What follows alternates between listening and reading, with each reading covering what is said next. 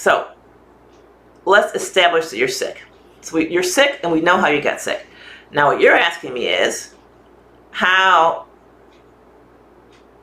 I have scoliosis, I get an asthma, I occasionally get asthma when I smell smoke. Okay. Otherwise, I'm healthy. So the question is, I came very close to dying with a fever for so many days. I lost a lot of weight. What could I do to keep this from happening again? So the answer is, we know it was your food, your water, or your bathroom. How do you handle this? Get your own private bathroom. Most American homes have 2 bathrooms. You need to stake out one bathroom that's yours and yours only. Everyone else got to use the other bathroom. That's number 1. Number 2, water.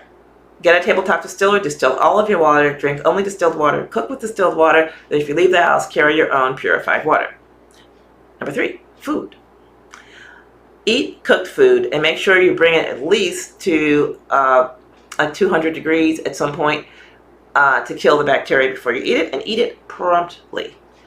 So you have to realize where this came from. And once you realize what you were exposed to and the epidemiology of where it came from, that's the prevention.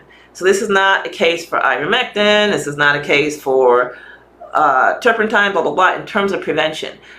Your problem is you were exposed to a common source of disease, toxins, poisons, or infection. And that is the solution to it.